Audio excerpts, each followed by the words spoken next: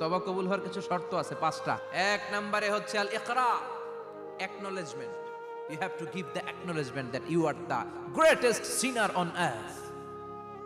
আপনাকে ঘোষণা দিতে হবে যে আপনি পৃথিবীর সবচেয়ে বড় পাপী। এক নম্বর শর্ত, আপনি বলেন যে আল্লাহ আমার চেয়ে বড় পাপী নাই, আকাশের নিচে জমিনের উপরে আমি সবচেয়ে বড় পাপী, এমন কোন পাপ নাই যেটা আমি করি নাই, ঠিক কিনা? এক নম্বরে পাপের ঘোষণা দেন। 2 নম্বরে আন-নাদাম, নাদাম মানে repentance. You have to be repentant for what you have done. আপনাকে অনুতপ্ত হতে হবে, চোখের পানি ছাড়তে হবে। আল্লাহ আমি লজ্জিত, আল্লাহ আমি নাদান, আমি পিশাচ, আমারে মাফ করে দাও। তার মানে স্বীকার গেলেন কি অন্যায় করেছেন। 2 নম্বরে আপনি অনুতপ্ত হলেন। 3 নম্বরে স্টপ, যেই পাপ করতেছিলেন ওইটা থামান। Stop what you have done, যেটা করতেছিলেন আগে থামান। আপনি সুদ খাইছেন, অনুশোচনা আসলো, মাফও চাইতেছেন, আবার সুদও খাইতেছেন, হবে? আপনি ঘুষ খেয়েছেন, তওবা শুরু করলেন, আবার ঘুষও খেয়ে যাচ্ছেন, হবে? থামেন, স্টপ। 3টা গেল। 4 number, to hate what you have done, ঘৃণা করতে হবে। যেই পাপটা করেছেন মন থেকে, ওই পাপটাকে ঘৃণা করতে হবে। 5 নাম্বার শর্ত হচ্ছে to determine that you never repeat this sin again in your life. আল্লাহর ওয়াদা দেন, কমিটমেন্ট দেন যে আল্লাহ আমার জীবনে পারতপক্ষে এই পাপ জীবনেও করব না। চিৎকার করে বলেন ঠিক কিনা? তার মানে আপনি স্বীকার যান, তারপরে আপনি অনুতপ্ত হবেন, যে পাপ করেছেন থামিয়ে দিবেন, পাপটারে মন থেকে ঘৃণা করবেন, আর আল্লাহরে ওয়াদা দিবেন আল্লাহ আর করব না। এই 5টা শর্তের আলোকে তওবা করলে জীবনের সব গুনাহ মাফ করে দিবে কে? এজন্য আল্লাহ বললেন, ইয়া আইয়ুহাল্লাযীনা আমানু তুবু ইলাল্লাহি তাওবাতান নাসুহা। তওবার মতো তওবা করো, সব গুনাহ মাফ করতে পারে কে? তওবা করবেন তো? রাজি আছেন? কবে করবেন? এই মুহূর্তে তওবা করলাম, এই মুহূর্তে আল্লাহর কাছে ক্ষমা চাই, আল্লাহ জীবনের সব গুনাহ মাফ করে দাও। আমাদের দেশে তওবা করার জন্য হুজুর লাগে, ইমাম সাহেব, এদের ছাড়া নাকি তওবা হয় না। না, এটা ভুয়া কথা। আপনি অনুতপ্ত হন, আপনি চোখের পানি ছাড়েন, আপনি আপনার রবরে বলেন, ক্ষমা করে দিবে কে? ইমাম সাহেব আসতে হবে শর্ত না, পীর সাহেব হুজুর এসে হুজুরের হাতে হাত রেখে তওবা পড়তে হবে শর্ত না। আপনার রবরে ডেকে চোখের পানি ছেড়ে ক্ষমা চান, ক্ষমা করবে কে? আর প্রতিদিন শতবার পড়তে থাকবেন আস্তাগফিরুল্লাহ। আওয়াজ করে সবাই পড়েন আস্তাগফিরুল্লাহ। বিশ্বনবী বলেন, মান লাজিমাল ইস্তিগফার জাআলাল্লাহু লাহু মিন কুল্লি দিকিন মাখরাজা। সব সময় ইস্তিগফারের সাথে যে লেগে থাকবে, রব্বুল আলামিন তারে 5টা জিনিস দিবে। নাম্বার 1, জাআলাল্লাহু লাহু মিন কুল্লি দিকিন মাখরাজা। বিপদে পড়লে বিপদ থেকে উদ্ধার করবে কে? আমাদের তো কোনো বিপদ নাই না? আছে? কত বিপদ, হ্যাঁ?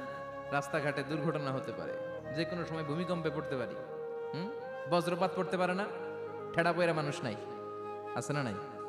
এই বিপদ আপদ থেকে আপনারা রক্ষা করবে কে? যদি আপনি ইস্তেগফারের সাথে আঠার মতো লেগে থাকেন। কিসের সাথে? কথা বলেন। ইস্তেগফারের সাথে লেগে থাকতে পারলে 1 নাম্বার হচ্ছে বিপদে পড়লে আপনারে মুক্ত করে দিবে কে? 2 নাম্বার, ওমিন কুল্লি হাম্মিন ফারাজা। যে কোনো ধরনের টেনশন, হাইপার টেনশন থেকে বাঁচায় দিবে কে? আমাদের তো টেনশন মেনশন নাই না? আছে? লাইফ নিয়ে টেনশন, বাঁচার টেনশন, মরার টেনশন, ক্যারিয়ারের টেনশন, রাস্তাঘাটে যানজট, এটার টেনশন, পুলিশের দৌড়ানি, র্যাবের দৌড়ানি, বাড়ির ভাড়া, গ্যাস বিল, বিদ্যুৎ বিল, ছেলে মেয়েদের লেখাপড়া, কত টেনশন। এই সব টেনশন থেকে আপনারে মুক্ত করে দিবে কে? 3 নম্বরে, ওয়ারযুকহু মিন হাইসু লা ইয়াহতাসিব। এমন জায়গা থেকে আল্লাহ আপনার রিজিকের ব্যবস্থা করবে আপনি কল্পনাই করতে পারবেন না। সুবহানাল্লাহ পড়েন। 4 নম্বরে, সবসময় ইস্তেগফার যদি পড়া হয়, আল্লাহর কোনো আযাব ওই বান্দার উপরে আসে না। ওমা কানাল্লাহু মুআযযিবাহুম ওয়া হুম ইস্তাগফিরুন।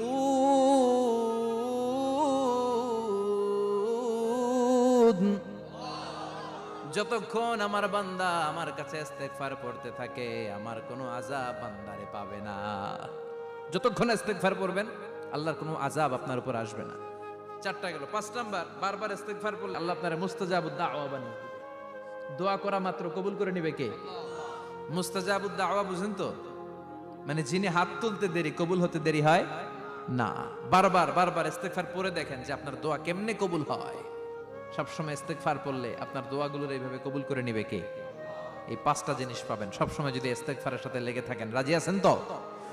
এজন্য বিশ্বনবী সব সময় নামাজে সালাম ফিরানোর পরে পড়তেন আস্তাগফিরুল্লাহ। কি পড়তেন? 3 বার পড়তেন আস্তাগফিরুল্লাহ, আস্তাগফিরুল্লাহ, আস্তাগফিরুল্লাহ। পড়তে রাজি আছেন? ইস্তেগফারের অনেকগুলো আলফাজ আছে, সবচেয়ে ছোট ইস্তেগফার হচ্ছে এটা, আস্তাগফিরুল্লাহ, আস্তাগফিরুল্লাহ। আরো আছে আস্তাগফিরুল্লাহ আল্লাযী লা ইলাহা ইল্লা হুয়াল হাইয়ুল কাইয়্যুম আতুবু ইলাইহি। বিষ্ণু বলেন এই ইস্তেগফারটা যদি কেউ পড়ে, আত-তাওয়াল্লি মিন ইয়াউমিজ যাহাফ, যুদ্ধের ময়দান থেকে পালিয়ে আসা কবিরা গুনাহ। কি গুনাহ? কাফেরদের সাথে যুদ্ধ, আমি তাগড়া যুবক, তলোয়ার নিয়ে নেমেছি, আমার দেহের 1 ফোঁটা রক্ত থাকা পর্যন্ত আমি যুদ্ধ চালিয়ে যাব, আমি ফিরে আসতে পারবো না, আইনটা কার? ফিরে আসলে কবিরা গুনাহ। বিশ্বনবী বলেন যুদ্ধের ময়দান থেকে ফিরে এসেছে এরকম কবিরা গুনাহ অবলম্বনকারীও যদি আস্তাগফিরুল্লাহ আল্লাযী লা ইলাহা ইল্লা হুয়াল হাইয়ুল কাইয়্যুম ওয়া আতুবু ইলাইহি পড়ে, ওই কবিরা গুনাহকারীকেও ক্ষমা করে দিবে কে? পড়তে রাজি আছেন তো? আবার সাইয়েদনা আবু বকর বললেন ইয়া রাসূলুল্লাহ আল্লিমনি দুআআন আদউ বিহি ফি সালাতি, এমন দোয়া আপনি আমারে শিক্ষা দেন যে এই দোয়াটা আমি নামাজে পড়তে পারি। বিশ্বনবী বললেন পড়ো আল্লাহুম্মা ইন্নী যালামতু নাফসি যুলমান কাসীরা ওয়া লা ইয়াগফিরুয যুনুবা ইল্লা আনতা ফাগফিরলি মাগফিরাতাম মিন ইনদিক ইন্নাকা আনতাল গফুরুর রহিম। সুবহানাল্লাহ পড়েন। এটাও ইস্তেগফার। আমরা এটার বলে দোয়া মাসুরা, সালাম ফেরানোর আগে পড়ি না? যেখানেই ক্ষমা চাওয়ার কথা আছে ওইটারই কি বলে? ইস্তেগফার। আল্লাহুম্মা ইন্নী যালামতু নাফসি, আল্লাহ জুলুম করেছি, যুলমান কাসীরা, অনেক জুলুম, ওয়ালা ইয়াগফিরুয যুনুবা ইল্লা আনতা, তুমি ছাড়া এই গুনাহ ক্ষমা করার তো কেউ নাই। ফাগফিরলি মাগফিরাতাম মিন ইনদিক, তোমার দয়ায় আমারে ক্ষমা করে দাও। ইন্নাকা আনতাল গফুরুর রহিম, তুমি হলা ক্ষমাশীল। ঠিক কি না? এটাও ইস্তেগফার, এটাও পড়বেন। আর এই সব ইস্তেগফারের শ্রেষ্ঠ ইস্তেগফারের নাম সাইয়্যিদুল ইস্তেগফার। বুখারীর বর্ণনা, শাদ্দাদ ইবনে আউস রাদিয়াল্লাহু তাআলা আনহু বর্ণনা করেন, এই সাইয়্যিদুল ইস্তেগফার দিনের বেলা যে পড়বে ওই দিনে মারা গেলে সে জান্নাতি। এই সাইয়্যিদুল ইস্তেগফার রাতের বেলা যে পড়বে ওই রাতে যদি ইন্তেকাল হয় ওই লোকটা জান্নাতি। মুখস্থ আছে না? কার কার মুখস্থ হাত তুলেন? মাশাআল্লাহ, তাবারাকাল্লাহ, মাশাআল্লাহ, মাশাআল্লাহ। আর যাদের নাই তাদের হোমওয়ার্ক, তাদের আল্লাহুম্মা আনতা রাব্বি লা ইলাহা ইল্লা আনতা খালাকতানি ওয়া আনা আবদুক ওয়া আনা আলা আহদিকা ওয়া ওয়া'দিকা মাস্তাতা'তু আউযু বিকা মিন শাররি মা সানা'তু আবুউ লাকা বিনি'মাতিকা আলাইয়া ওয়া আবুউ লাকা বিযামবি ফাগফিরলি ফাইন্নাহু লা ইয়াগফিরুয যুনুবা ইল্লা আনতা। সুবহানাল্লাহ পড়েন। আজকে রাতে পড়ছেন, মারা গেলে জান্নাতি। চিল্লায় পড়েন না আল্লাহু আকবার। এজন্য বিশ্বনবী বলেন আমার আগের গুনাহ মাফ, পরের গুনাহ মাফ, তারপরেও প্রতিদিন আমি 70 বার তওবা ইস্তেগফার পড়ি। আজকে থেকে পড়তে রাজি আছেন তো? বেশি বেশি ইস্তেগফার পড়া যাবে না? একটু প্রাণ খুলে দিল খুলে আওয়াজ করে পড়েন তো আস্তাগফিরুল্লাহ। আর জোরে পড়েন আস্তাগফিরুল্লাহ। আবার সবাই পড়েন আস্তাগফিরুল্লাহ। সব সময় তওবা ইস্তেগফার যারা পড়ে তাদেরকে পছন্দ করে কে? সব সময় জিকির করে করে জিহ্বাটারে যারা ভিজিয়ে রাখে তাদেরকেও পছন্দ করে কে? আল্লাহ বলেন ওয়াজকুর রাব্বাকা ফি নাফসিকা তাদাররুআন ওয়া খীফাতান ওয়া দুনাল জাহরি মিনাল কওলি বিল গুদুবি ওয়াল আসাল ওয়া লা তাকুম মিনাল গাফিলিন। সুবহানাল্লাহ পড়েন। আল্লাহ বলেন ওয়াজকুর রাব্বাকা ফি নাফসিক, আল্লাহরে মনে মনে ডাকো। তাদাররুআন ওয়া খীফা, আল্লাহর জিকির করতে আল্লাহ বলেছেন ফি নাফসিক। বুঝতেছেন না অর্থ?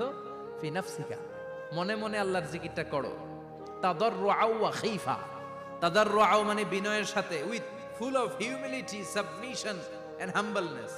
বিনয়ের সাথে আল্লাহরে ডাকো। ওয়া খীফা, গোপনে গোপনে ডাকো। দুনাল জাহারি মিনাল কওল, চিৎকার চেঁচামেচি করে ডেকো না। কার কথা? আওয়াজ করে জিকির করো না। এই যে আমরা মাহফিলে লা ইলাহা ইল্লাল্লাহ জিকির করে, এটা তালিমান। উদ্দেশ্য কি? তালিমের জন্য আওয়াজ করে জিকির জায়েজ আছে, কিন্তু ব্যক্তিগত জিকিরের যে ইবাদতটা এটা আস্তে আস্তে হইতে হবে, এটা ভদ্রভাবে হতে হবে, চিল্লাচিল্লি করে নয়।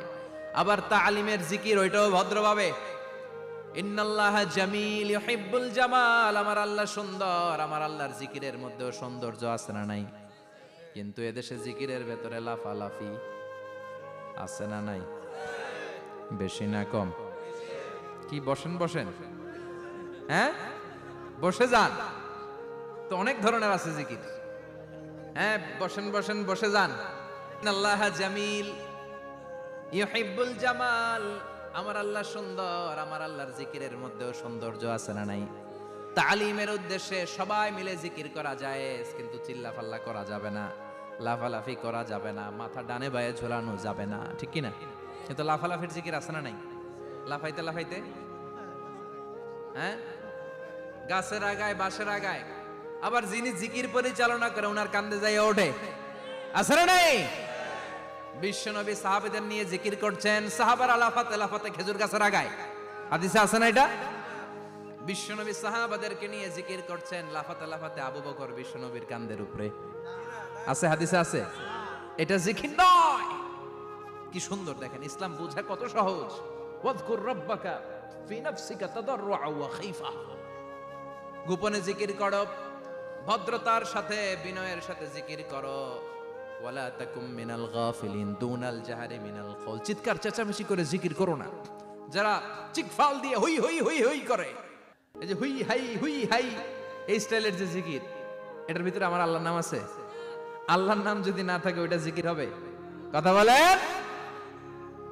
বিষ্ণু বললেন, খবরদার, চিৎকার চেঁচামেচি করে লাফালাফি করে যারা জিকির করে এরা মনে করে আল্লাহ কানে শুনে না। কথা বলেন। আপনি গোপনেও আল্লাহর ডাকলে আপনার ডাকে সাড়া দিবে কে? এজন্য রাব্বুল আলামিন বলেন, ফাযকুরুনি আযকুরকুম ওয়াশকুরুলি ওয়ালা তাকফুরুন। বান্দা, আমার জিকির তোমরা করো, আমিও তোমাদের জিকির করব, ঠিক কি না? আমরা যদি আল্লাহর জিকির করি, আমাদেরও জিকির করে কে? সুবহানাল্লাহ কইবেন না? আমরা আল্লাহর জিকির করে, আল্লাহ নাকি আমাদের জিকির করে, জানো কথা এটা। আবার হাদিসে কুদসিতে আল্লাহ বলেন, ফাইন যাকারানি ফি নাফসি যাকারতুহু ফি নাফসি। আমার বান্দা যদি একা একা আমার জিকির করে, আমি আমার বান্দারে একা একা স্মরণ করি। ওয়া ইন যাকারানি ফি মালাইন যাকারতুহু ফি মালাইন খায়রিম মিনহু। এরকম মহা সম্মেলন করে যদি কেউ আমি আল্লাহর জিকির করে, আমি এর চেয়েও বড় মহা সম্মেলন ফেরেশতাদেরকে নিয়ে করে আমার বান্দারে স্মরণ করি। ওয়া ইন তাকাররাবা ইলাইয়া শিবরান তাকাররাবতু ইলাইহি যিরাআন। আমার বান্দা যদি আমার দিকে এক বিঘত আসতে চায়, আমি আমার বান্দার দিকে এক হাত এগিয়ে যাই। আমার বান্দা যদি আমার দিকে এক হাত আসতে চায়, আমি আমার বান্দার দিকে দুই হাত যাই। ওয়া ইন আতানি ইয়ামশি আতাইতুহু হারওয়ালা। আমার বান্দা যদি আমার দিকে হেঁটে হেঁটে আসতে চায়, আমি আমার বান্দার দিকে দৌড়ে দৌড়ে যাই। সুবহানাল্লাহ পড়েন। এজন্য বিশ্বনবী বলেন, লা ইয়াজালু লিসানুকা রাতবাম মিন যিকরিল্লাহ। আল্লাহর জিকির দিয়ে জিহ্বাটারে ভিজিয়ে রাখবা। কার কথা? চিল্লায় বলেন, কার কথা? সবসময় আল্লাহর জিকির করতে রাজি আছেন তো? সবচেয়ে শ্রেষ্ঠ জিকির বিশ্বনবী বললেন, আফদালু যিকরি লা ইলাহা লা ইলাহা লা ইলাহা ইল্লাল্লাহু মুহাম্মাদুর রাসূলুল্লাহ সাল্লাল্লাহু। সবচাইতে শ্রেষ্ঠ জিকির লা ইলাহা। এর চেয়ে শ্রেষ্ঠ জিকির আছে? কথা বলেন। বিশ্বনবী বললেন, মান ক্বালা লা ইলাহা ইল্লাল্লাহ সিদকান মিন কলবিহি, একনিষ্ঠতার সাথে অন্তর থেকে কেউ যদি জীবনে একবার বলে লা ইলাহা ইল্লাল্লাহ, দাখালাল জান্নাহ। তার যদি পাপ থাকে, অন্যায় থাকে, ওই পাপ আর অন্যায়ের শাস্তিগুলার পরে কোনো না কোনো দিন আমার ওই বান্দা জান্নাতে ঢুকবে।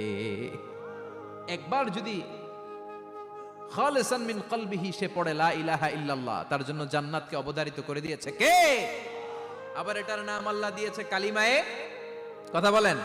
দরাবাল্লাহু মাসালান কালিমাতান তাইয়িবাতান কাশাজারাতিন তাইয়িবাতিন আসলুহা সাবিতুন ওয়া ফারউহা ফিস সামা। সুবহানাল্লাহ।